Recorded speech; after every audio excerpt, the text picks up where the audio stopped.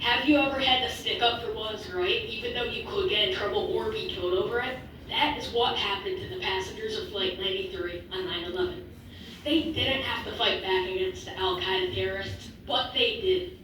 Those passengers learned what happened earlier in the day and decided to fight back to save American lives and preserve our country.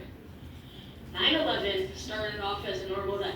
The birds were chirping, the sun was shining. Then at 8:46 a.m., the north tower of the World Trade Center was hit in New York City. While most people were at home, at school, or at work watching the news, some people were in the air. The passengers of Flight 93 were flying nonstop from New York to San Francisco. Flight 93 started flying as usual until passengers who were actually from Al-Qaeda stabbed the man and hijacked the plane.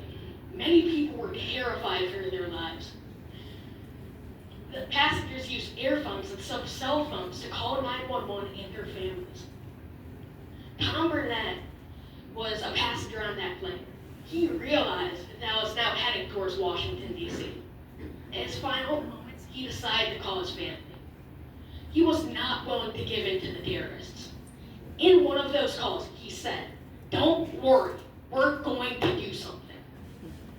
Tom Burnett was one of 4 people who led an attack on the hijackers. Everybody wanted to help.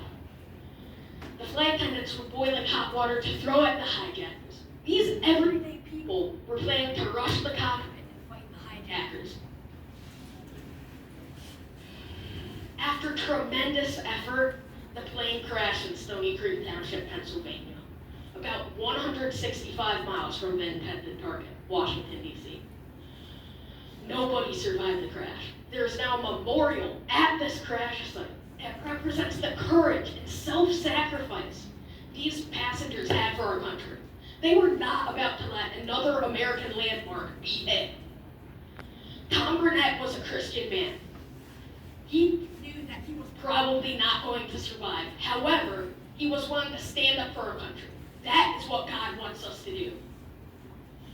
At the beginning of Christianity, people were persecuted for their religion. People were enslaved, killed, or imprisoned for believing in Jesus.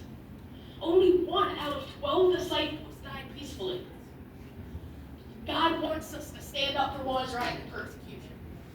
To sum it all up, we should all be like Tom Burnett. We should stand up for what is right. We should stand up for our country.